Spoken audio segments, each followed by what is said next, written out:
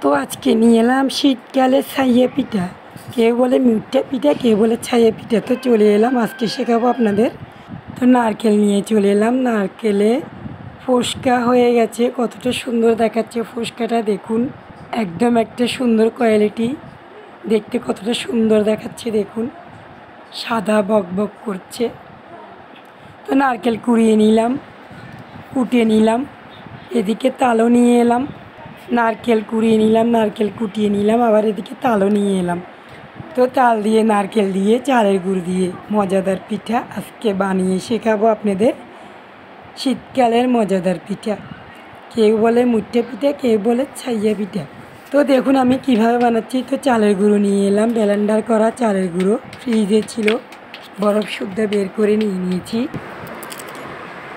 তো এদিকে শুকনো চালের গুঁড়ো আছে, দুরকমভাবে আমি চেলে নিয়েছি।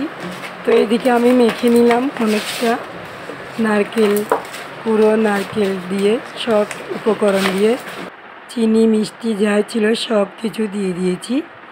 দিয়ে আমি এখন একটা একটা করে বানিয়ে নেব। দেখতে থাকুন আপনারা কিভাবে আমি বানাচ্ছি।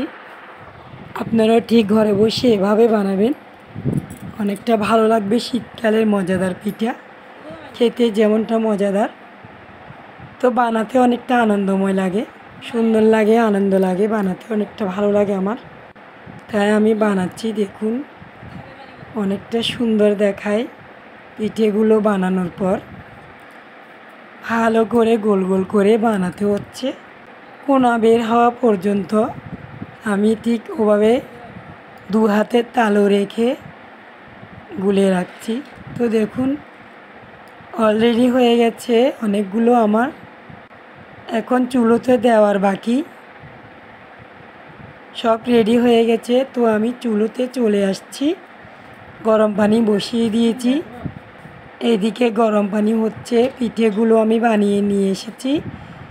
গরম পানির উপরে ঝাঁঝনাতে দিয়ে দিলাম যাতে ভাপটা বাইরে না যেতে পারে। তো ঢেকে দিলাম, ঢেকে দিয়ে একটু চাপ দিয়ে দিলাম যাতে হাওয়াটা বাইরে যেতে না পারে। তো দেখুন হয়ে গেছে, অনেকটা সুন্দর কালার এসে গেছে, দেখতে যেমনটা সুন্দর, খেতে অনেকটা মজাদার।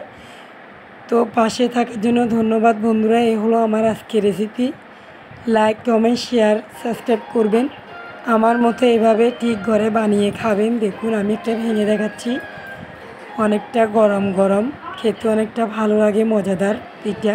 কেউ বলে মুঠে পিঠা, কেউ বলে ছাইয়া পিঠা। তো অনেকটা ভালো লাগবে, আপনারা বানিয়ে খাবেন বন্ধুরা। তো গুড বাই বন্ধুরা, ভালো থাকবেন।